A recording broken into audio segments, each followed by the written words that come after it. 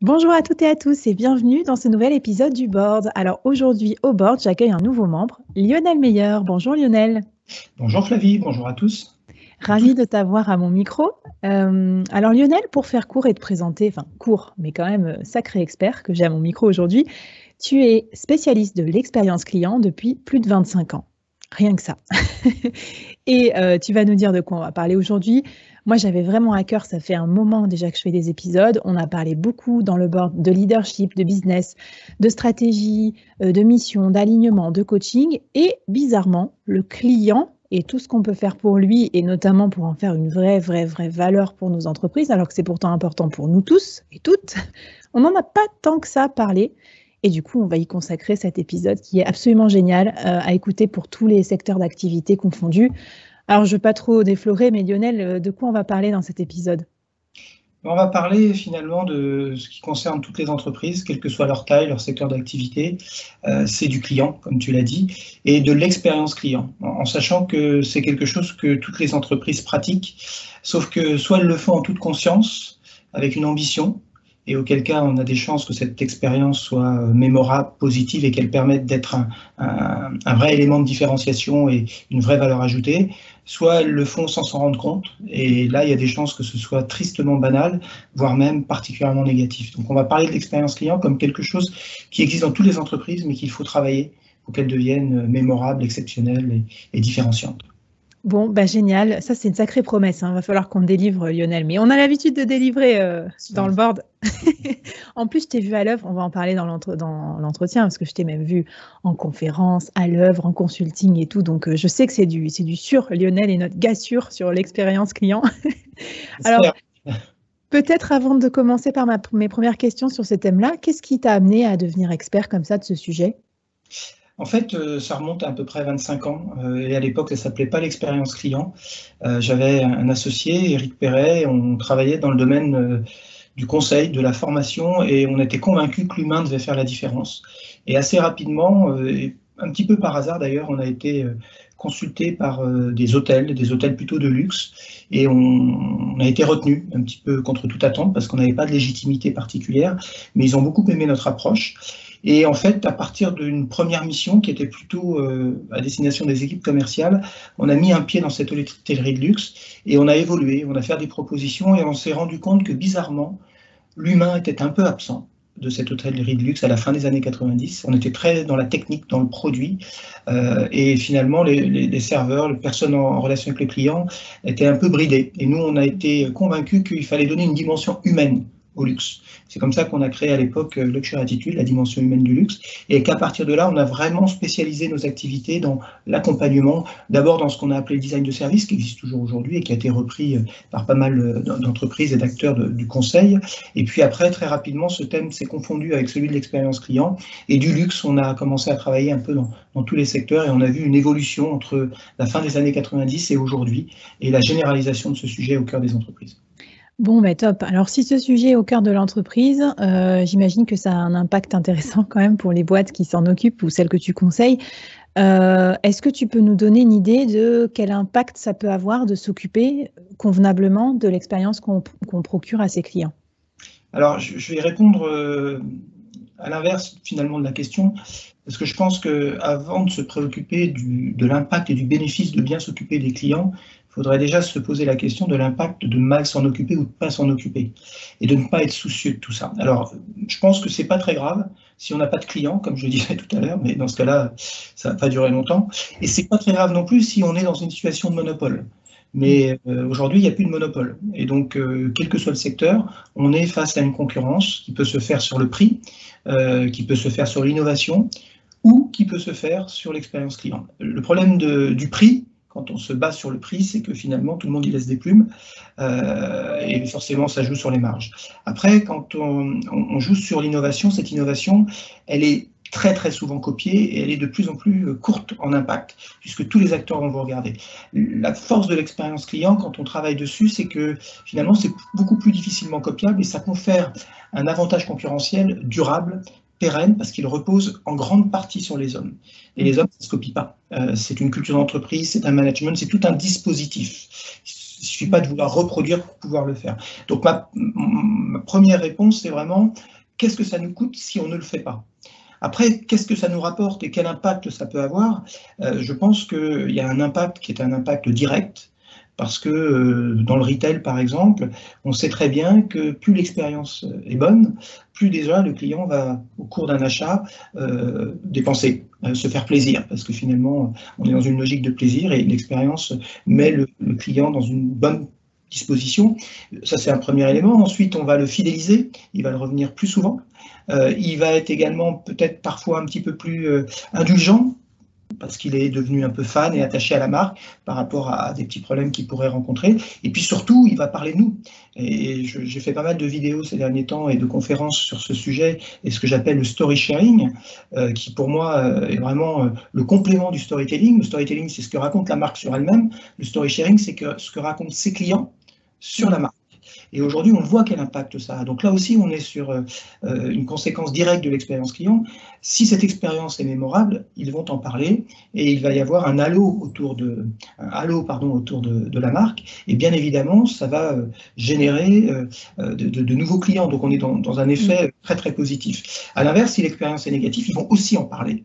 Et l'effet sera complètement inversé. Donc on a des impacts qui sont purement commerciaux, purement économiques.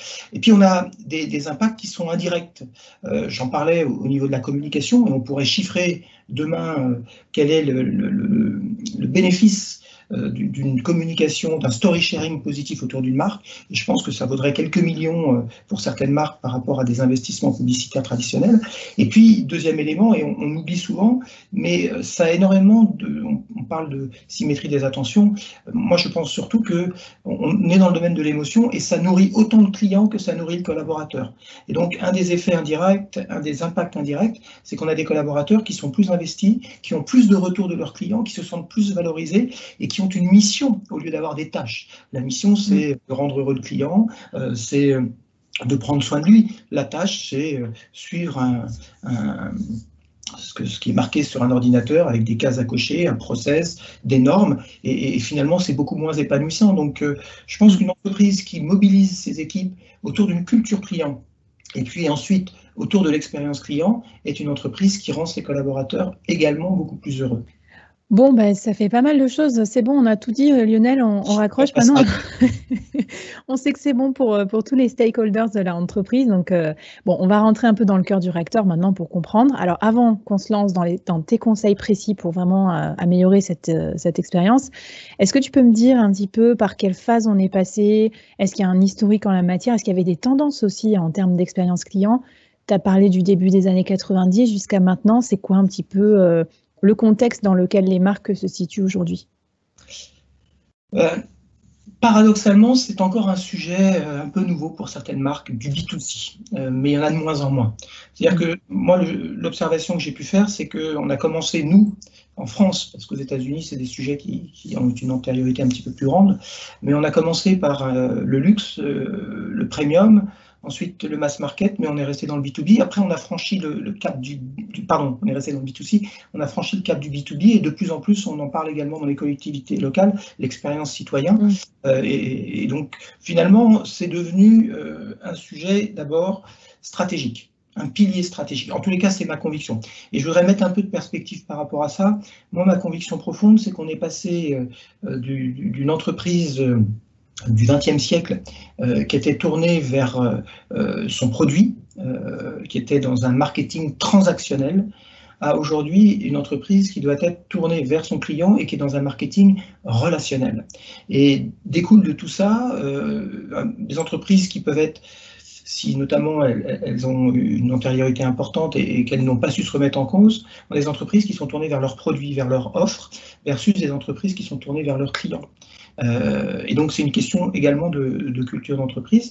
Et bien évidemment, l'expérience client a pleinement sa place dans cette nouvelle vision de l'entreprise où le client est au cœur, où la relation est au cœur.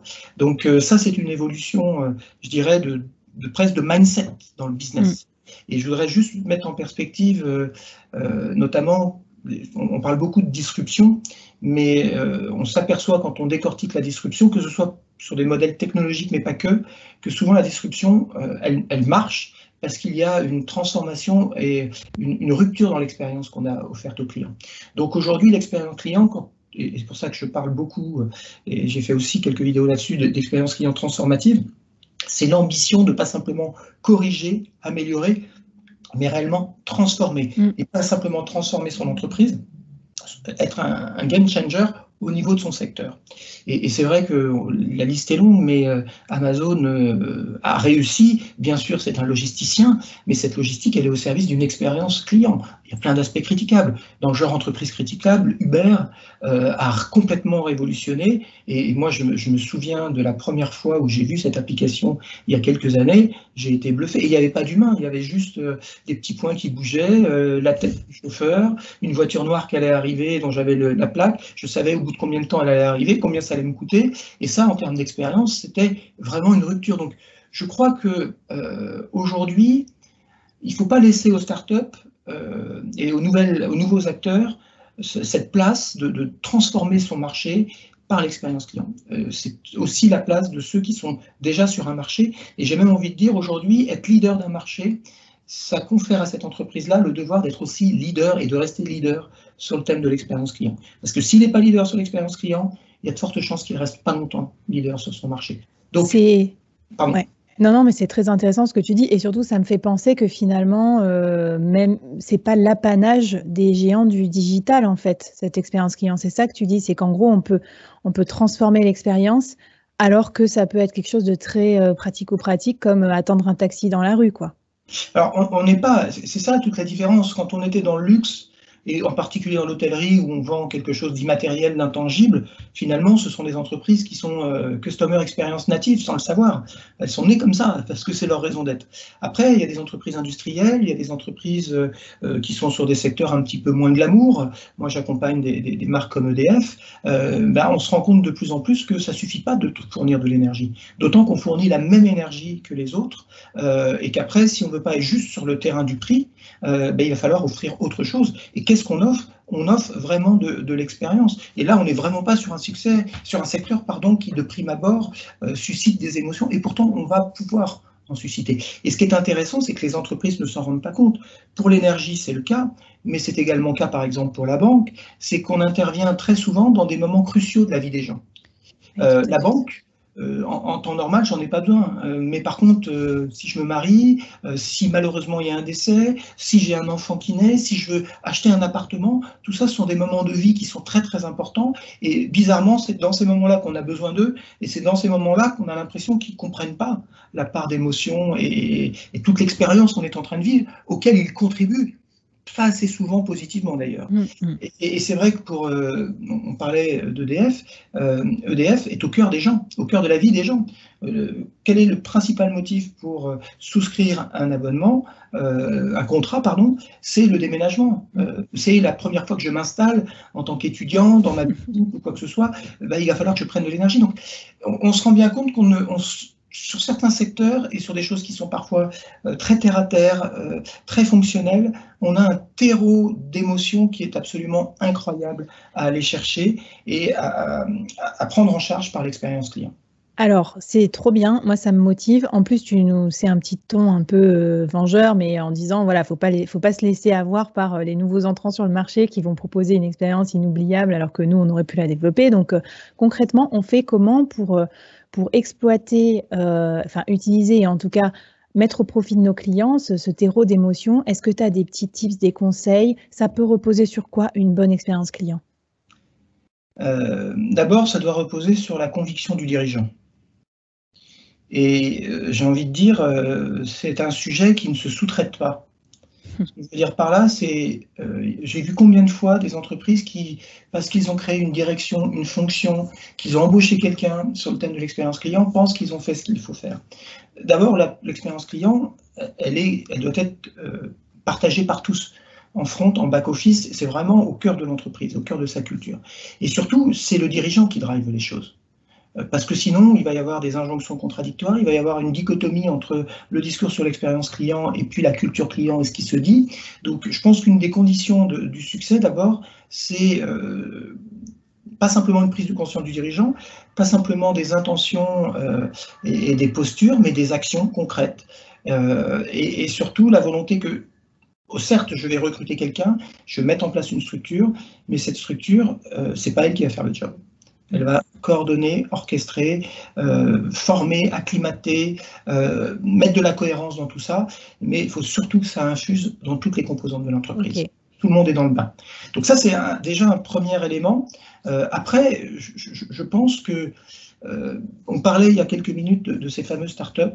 Ce qui est quand même aussi intéressant à constater, pardon, et les exemples sont nombreux, et on parlait tout à l'heure de Uber, ça n'a pas duré longtemps, leur expérience géniale du chauffeur qui débarque avec son costume, sa chemise, sa cravate, sa bouteille d'eau et ses bonbons. Aujourd'hui, et sa voiture de moins de 2 ans, nickel et compagnie. Aujourd'hui, la voiture elle a plus de 2 ans, il est légèrement cabossé. Le gars, il peut être en basket, il y a le McDo devant. Donc, ce que je veux dire par là, par rapport à la question qui est posée, c'est qu'il faut avoir aussi la conscience que c'est pas le thème de l'année, ou c'est pas le truc qu'on lance. C'est comme tout pilier stratégique, quelque chose qui doit accompagner l'entreprise dans la durée et être une composante de l'entreprise. Et l'une des difficultés, ça va être de faire perdurer les choses avec, malgré tout, une forme de constance et de régularité, même si l'expérience est à chaque fois différente. Et donc, ça veut dire, pour répondre à la question, qu'il faut commencer petit. Il faut aller chercher des petits gestes, des petites choses symboliques pour être certain que, aussi bien du point de vue du client qu'au point de vue des collaborateurs, ce soit quelque chose qu'on va pouvoir installer dans la durée et auquel on va veiller, parce que c'est précieux. Donc, il ne suffit pas forcément de passer des heures, d'inventer plein de choses, mais de trouver la bonne idée. Et cette bonne idée, elle doit avoir de l'impact, comme je viens de le dire, pour les collaborateurs d'abord, parce qu'ils doivent l'accepter, ensuite pour le client, et cet impact, il doit être essentiellement émotionnel.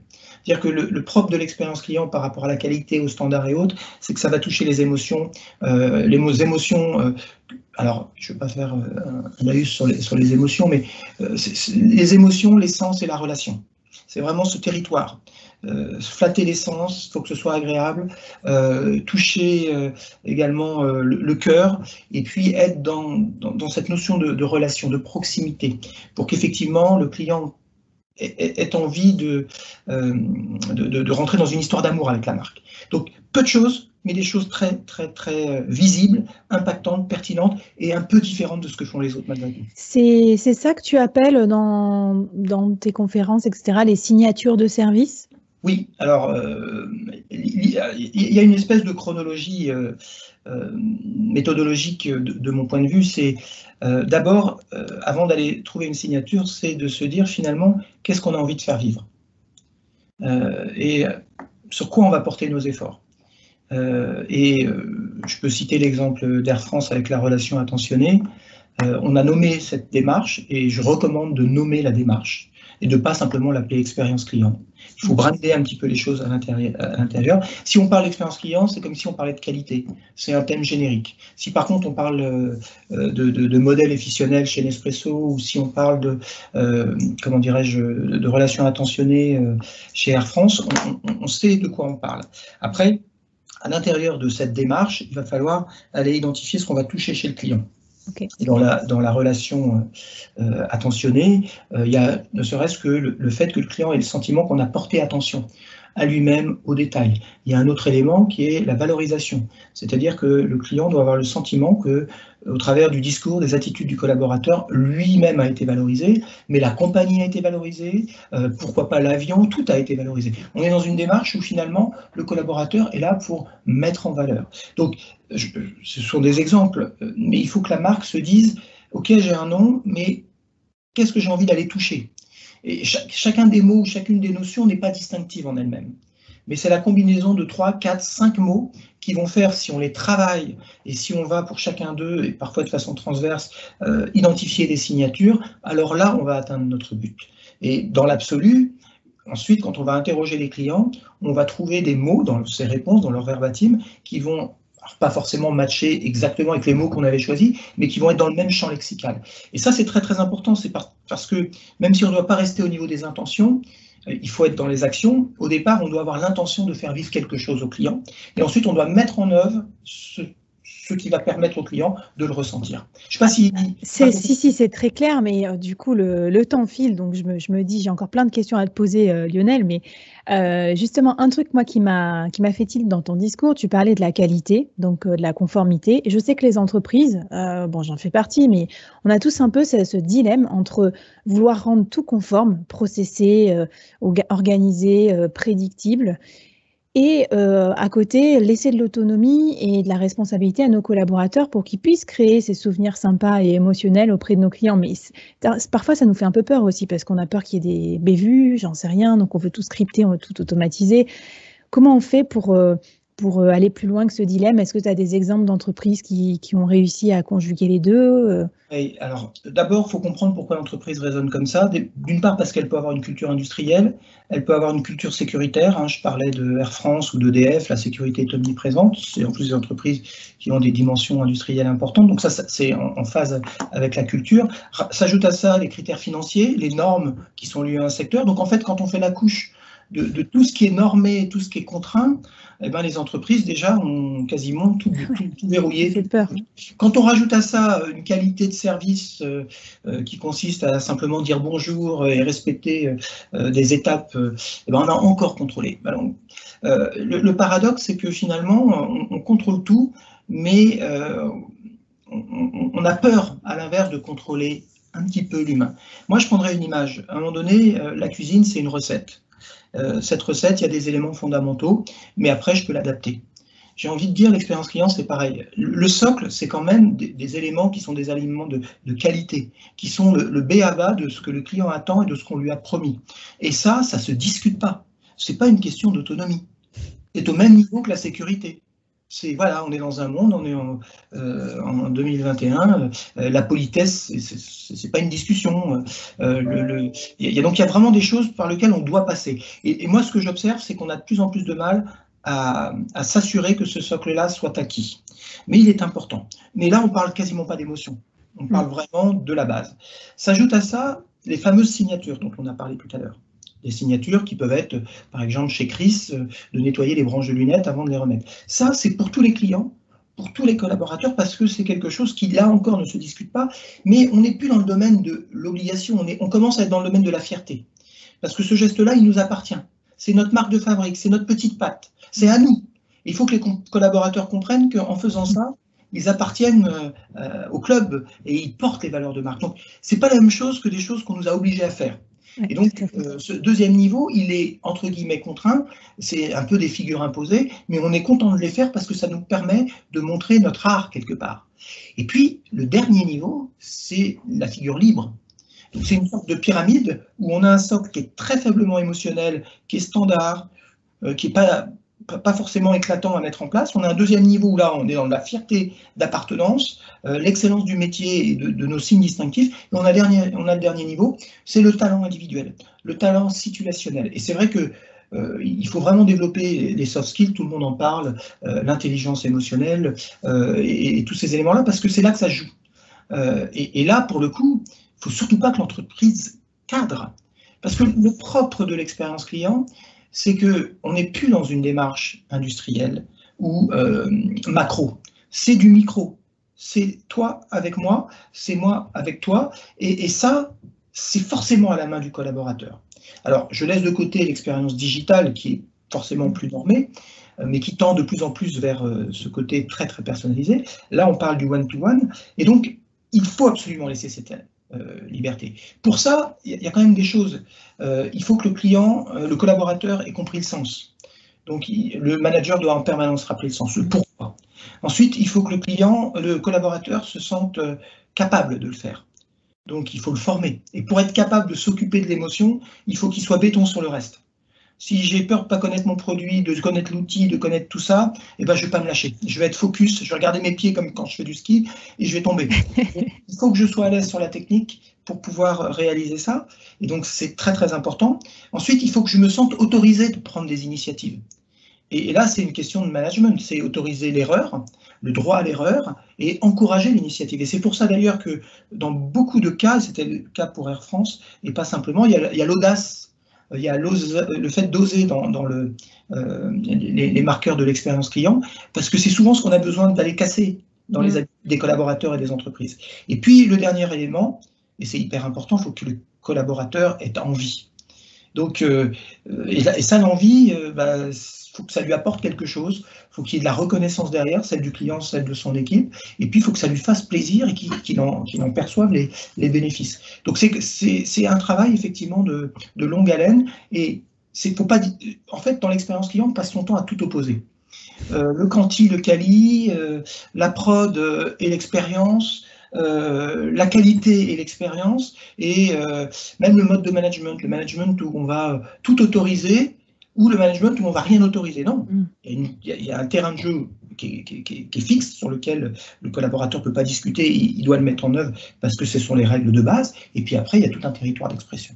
Donc c'est cette difficulté qui n'est pas évidente à... Il y a un peu de plasticité à avoir dans son management et dans sa stratégie. Mais c'est très bien, j'y vois plus clair. Et alors peut-être ma dernière question sur ce sujet, je trouve qu'on parle beaucoup, et c'est normal parce qu'on l'imagine peut-être pour nous en tant que clients, des relations dans les magasins, dans les hôtels. Donc on est peut-être plutôt sur du B2C. Je me demandais, pour ceux et celles qui nous écoutent qui font du B2B, est-ce que ça s'applique au B2B aussi, cette notion d'expérience client, et comment? Alors, déjà en B2B, il y a des appels d'offres. L'expérience, c'est simplement, ne serait-ce que le document que je vais fournir, son contenu, sa forme, la façon dont je vais peut-être aller le porter au bon endroit. Et puis derrière, il y a la présentation que je vais faire pour soutenir. Et si vous avez déjà participé, soit pour vendre, soit pour acheter, la part d'émotion, elle est considérable. Heureusement que les achats ne se jouent pas que sur la dernière ligne, et qu'il y a bien autre chose, l'envie de travailler, la confiance qui se dégage, la congruence. Et donc, ne serait-ce que pour gagner des appels d'offres, l'expérience qu'on va dégager avec notre prospect est absolument déterminante. D'autant qu'en plus de ça, généralement, on se succède les uns les autres, donc c'est très facile de comparer. Donc, commencer par travailler l'expérience qu'on fait vivre aux participants lorsqu'on fait une soutenance dans un appel d'offres, c'est un enjeu qui est considérable. Après, dans la délivrance même, je vais vous donner un petit exemple, mais que j'ai tiré d'ailleurs d'une expérience hôtelière. Il y a un endroit dans lequel les femmes de chambre dans les hôtels doivent rentrer avec beaucoup de précautions en présence du client, et notamment leur demandant leur autorisation, si le client est présent à ce moment-là, c'est dans la salle de bain. Parce que normalement, on ne rentre pas dans une salle de bain avec des chaussures. Et donc, dans certains hôtels, ils mettent des surchaussures pour rentrer dans la salle de bain, qui est une pièce d'eau et qui est forcément plus sensible à l'hygiène et surtout en présence du client. Prenons simplement cet exemple et à un moment donné, pensons à un technicien qui vient intervenir pour assurer un SAV et qui va rentrer je sais pas, dans un hall d'entrée avec pourquoi pas de la moquette ou quoi que ce soit. Si effectivement vous voyez un technicien qui chausse des surchaussures versus un technicien qui, avec ses grosses chaussures, fait des empreintes à chaque fois qu'il marche, même s'il ne l'aurait pas fait sans surchaussures, on se rend bien compte qu'on dégage quelque chose. Si vous voyez un technicien, et là aussi c'est de l'expérience, qui a une tenue soignée, déjà qui conduit bien, ça paraît bête, mais la marque, le logo de la marque, et le type il est sur la route, et il fonce, il fait n'importe quoi, forcément l'expérience, même si quelque part je ne suis pas client de cette marque, elle n'est pas forcément bonne, donc ça commence presque comme ça. Ça paraît là aussi un petit peu stupide, mais la façon dont la camionnette va être garée sur le parking de l'entreprise, le type qui prend soin, qui est bien garé, ou le type qui est de travers avec une voiture sale, et puis après la façon dont il se comporte, la façon dont il se présente, dans la façon dont il va saluer les personnes, la façon dont peut-être il va remettre sa carte de visite, même s'il est un technicien, en disant écoutez, s'il y a quoi que ce soit, n'hésitez pas à me demander, je me ferai un plaisir de revenir vous aider. Donc vous voyez que finalement, c'est l'introduction. On a tous des clients, on leur fait tous, sans s'en rendre compte, vivre une expérience. À partir du moment où on prend conscience de l'impact que peut avoir positivement ou négativement cette expérience sur qui on travaille, bien évidemment, mais c'est pareil pour une mairie, c'est pareil pour... Moi aujourd'hui je travaille de plus en plus, mais on aura peut-être l'occasion d'en reparler, mais on parle de personnel branding, mais moi je parle de personnel expérience. C'est la façon dont vous interagissez avec les personnes avec lesquelles vous êtes en interaction. L'expérience que fait vivre un manager à ses équipes, avec la tête qu'il fait le matin, avec la façon dont il dit bonjour, avec la façon dont il répond au téléphone, les messages qu'il envoie, la façon dont il formule ses mails. Vous voyez tout de suite le type Il y a de... énormément de symétrie. C'est vrai qu'on parlait de symétrie des attentions, mais il y a énormément de possibilités. Et donc, cette expérience, finalement, elle appartient à toute entreprise, quel que soit son secteur, elle appartient à toute personne. On fait vivre des expériences aux autres. C'est ça dont il faut qu'on prenne conscience. Alors, je crois qu'on en a bien pris conscience. Tu nous as donné plein de tips et je te remercie. Et on va essayer de résumer ça aussi dans les notes de l'épisode et tout ça. Si on a des questions, on peut te recontacter. De toute façon, Lionel, c'est plutôt sur LinkedIn, je crois qu'on peut te bien sûr, vous retrouver. pouvez me suivre sur LinkedIn, ce sera un plaisir de répondre à Et vos pour passer de cette prise de conscience à l'action, est-ce que tu aurais peut-être un challenge ou un défi à nous lancer? C'est un peu celui-là, c'est-à-dire que pour s'entraîner, et on n'a pas tous une position pour faire remarquablement évoluer l'expérience à court terme, et pour en percevoir les subtilités, travaillons d'abord sur notre propre expérience. Relisez vos 5 derniers mails. J'ai peur. Non, mais réécoutez si jamais vous les avez enregistrés, vos dernières conversations. Pensez à la façon dont vous êtes arrivé ce matin et vous avez salué vos équipes. Pensez à la façon dont vous vous êtes vous-même comporté la dernière fois lorsque vous avez répondu à un appel d'offres. C'est-à-dire qu'à un moment donné, dès qu'on en prend conscience et donc on commence à agir, alors on voit le résultat. Et puis surtout, le challenge, c'est trouvez-vous une signature. Trouvez-vous un petit quelque chose qui vous ressemble et dont les gens se diront « Ah, tiens, c'est tout lui ». Vous savez, c'est un petit peu caricatural comme exemple, mais les buteurs en foot, ils ont tous leurs gestes. Et donc, c'est un peu leur signature. Et j'ai envie de dire, un des challenges, c'est essayer de vous trouver une signature personnelle. Quelque chose que les gens remarqueront et qui seront le symbole un peu de ce que vous avez envie de dégager, de véhiculer comme message. Et puis ensuite, faites la même chose pour votre entreprise, votre département, votre service, avec vos équipes et avec vos clients. Eh ben, super intéressant, super créatif. En plus, moi, ça m'inspire. Et puis, je vous avais pas menti que vous écoutez cet épisode et ça peut vous servir pour tout, parce qu'on voit bien que ça gravite en fait autour de ce sujet, gravite énormément d'autres sujets importants pour votre carrière ou pour l'entreprise, donc c'est top. Peut-être pour finir sur la dernière ligne droite de cet épisode, est-ce que tu as des entreprises qui, du coup, te semblent particulièrement remarquables ou inspirantes, eu égard notamment à ce sujet de l'expérience client, mais peut-être pas que, même au sens large dans tes sphères business? Moi, j'ai une entreprise pour laquelle j'ai une tendresse particulière. J'ai d'ailleurs fait un petit article récemment, et parce que je suis fier d'être client de cette entreprise. Et il n'y a pas tant que ça d'entreprises dont on est fier d'être client. Et cette entreprise, c'est la Maïf. D'ailleurs, ce n'est pas une entreprise, c'est une mutuelle. Et moi, je ne suis pas un client, je suis un sociétaire. Et si je suis sociétaire, c'est que je le suis depuis ma naissance. Ça fait 53 ans maintenant que je suis sociétaire, puisque c'était la mutuelle des professeurs, ma mère était professeure. Donc dès que je suis né, quelque part, j'étais déjà client. Et bien évidemment ensuite, naturellement, lorsque j'ai construit ma vie, qu'il a fallu que je m'assure personnellement, c'était d'abord la voiture, je suis devenu client. Et aujourd'hui, quand je vois ce qu'est cette entreprise, lorsque je suis en relation avec cette entreprise en tant que client, et je sais que c'est pas de l'affichage. Moi, je le vis tous les jours et ça fait des années que je le vis. Donc après, j'ai plein d'autres tendresse pour des entreprises dont je suis également très fier, mais celle-ci, elle est particulière parce qu'en plus de ça, elle rafle beaucoup de prix de la relation client et c'est amplement mérité, vraiment amplement, dans un secteur qui est là aussi, comme je le disais tout à l'heure, hyper émotionnel. Ah ouais, et puis avec des litiges, des sinistres, des machins, enfin c'est pas Nespresso, enfin de t'en parler de Nespresso aussi, c'est un autre domaine, c'est moins sympa généralement quand on les appelle. Mais paradoxalement, dans ces secteurs-là, quand on en prend conscience, c'est aussi plus simple. Parce que généralement, on est à peu près les seuls à en prendre conscience. On fait la différence assez facilement. Bon, ben cool, ça va donner des idées pour ceux qui se disent « Oh zut, mon secteur d'activité n'est pas méga sexy » ou je gère des réclamations. Non, c'est des bons moments de relation client aussi quand c'est bien traité. C'est simple. Et tu mettrais qui dans ton board, justement? Parce que le board, c'est un peu ça, c'est un collectif de personnes qui t'aident à bien décider. Et peut-être, si nous, on veut mettre des gens qui vont nous aider, nous inspirer sur la relation et l'expérience client, mais on met qui dans notre board?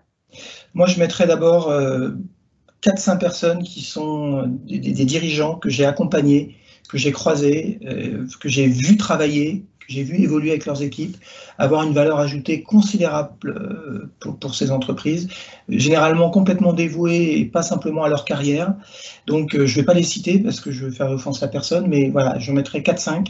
Après, parce que j'aurai un pouvoir extraordinaire, je ressusciterai Tony Hsieh, le fondateur de Zappos, qui est décédé au mois de novembre, parce que il avait une philosophie personnelle, une philosophie de la relation client et de la relation avec ses équipes qui était particulière. Alors c'est un peu un cliché parce que tout le monde en parle, mais ouais, c'est vraiment quelqu'un qui est très intéressant. Et puis comme j'ai un super pouvoir et que je ressuscite Tony Hsieh, j'en profiterai également pour ressusciter Steve Jobs. Tout simplement parce que ouais, c'est un visionnaire. Et puis, il a dit une chose que je trouve absolument incroyable, c'est que, contrairement à ce que pensent beaucoup de gens, la technologie est au service de l'expérience client. Il faut d'abord penser l'expérience client et ensuite aller chercher ou créer la technologie qui permettra de créer cette expérience. Et ça change tout. Donc voilà, ce serait déjà du beau monde. Bon, après, il faut que j'ai un petit pouvoir pour les ressusciter, mais bon. On est avec toi, hein. Si jamais tu arrives à les joindre, on veut bien avoir leurs conseils aussi. Et du coup, peut-être voilà, pour finir sur ça, si on veut chercher des conseils et s'inspirer sans forcément tout le temps t'appeler, on peut lire des trucs, on peut écouter des trucs. C'est quoi la façon dont tu restes à la page, dont tu te formes? D'abord mes clients. Parce que j'ai la chance de travailler maintenant dans des secteurs très très différents, avec des populations différentes. Donc la première source d'inspiration. En fait, faut un peu mettre, c'est comme la mécanique, faut mettre la main dans le cambouis pour vraiment apprendre. Alors, on peut s'inspirer avec des exemples, des benchmarks un peu partout, LinkedIn. Moi, j'ai plusieurs newsletters auxquels je suis abonné. Voilà, donc, mais en fait. Oui, il faut se frotter à la réalité à un moment donné. Et moi, ma première source d'inspiration, c'est ce qui se passe. Des échecs aussi. Fois, on s'attend à faire un truc extraordinaire et puis c'est un gros flop et on ne sait pas pourquoi. Donc voilà, faut y aller, quoi. Faut s'inspirer, mais à un moment donné, il faut cesser de s'inspirer et il faut vraiment avancer. Ouais, tu as raison. Le passage à l'action nous donne plein d'infos et tout. Donc peut-être un petit mantra pour finir, un petit conseil que tu as envie de donner aux dirigeants qui nous écoutent. Alors, c'est pas tout à fait la même chose, le mantra et le petit conseil. Moi, j'ai un conseil qui m'a été donné un jour, et c'est quelque chose qui m'a animé toute ma vie et qui m'anime et qui est constitutif de ce que je suis. C'est cette phrase qui consiste à dire ne pas perdre sa vie à la gagner. Ça veut dire que, voilà, j'ai même pas de commentaire à faire, mais voilà, il y a tellement de choses à faire dans cette vie que le but ne peut pas être de la gagner, sinon on passe à côté de sa vie. Et moi, j'ai eu la chance de pouvoir l'appliquer et de pouvoir en profiter et de passer beaucoup de temps avec mes enfants, faire du sport, faire des activités et ne pas entièrement consacrer ma vie à mon activité professionnelle. Je crois que ça, c'est un bon conseil parce qu'on est d'autant plus performant et on a d'autant plus du plaisir à exercer son métier. Donc ça, c'est un conseil. Après, en termes de mantra, et c'est intéressant parce que quand j'ai vendu Luxury Attitude, j'ai été accompagné, je fais du coaching, et puis l'issue de ce coaching, ça a été de dire, mais moi, en fait, si je devais résumer, j'ai vraiment besoin de mettre de l'émotion dans mes actions, et de mettre mes émotions en action. Et c'est comme ça que je suis arrivé à la signature Emotion in Action, et ça, c'est mon mantra. Et oui, il faut mettre vos émotions en action et mettre de l'émotion dans vos actions. Voilà, donc c'est ce que j'essaye de faire et c'est tout à fait applicable à l'expérience personnelle, l'expérience client, l'expérience collaborateur. Écoute, je suis ravie de savoir ce qui se cachait derrière ton... J'ai pas tout dit. Voilà. Mais en tout cas, c'était hyper intéressant. On a senti à la fois toute l'émotion et tout l'engagement à l'action aussi. On a des choses très pratiques pour repartir et améliorer considérablement notre expérience, qu'elle soit client, collaborateur, collègue, manager. C'est vraiment top, Lionel. Merci à toi. Merci pour cette invitation, Flavie. Et puis merci de m'avoir écouté, puisque si vous en êtes là dans l'épisode, c'est que vous avez été jusqu'au bout. Tu as raison. Et puis, si vous en voulez encore, écoutez-nous dans les autres épisodes du board. On a plein d'épisodes géniaux sur le storytelling, le marketing, la relation, le management, le leadership. Bon, bref, venez nous voir et venez surtout discuter avec nous, avec Lionel et moi, de ce que vous mettez en place et de vos propositions après cet épisode. On vous embrasse. À bientôt dans les prochains épisodes. Ciao. Merci Flavie. À bientôt.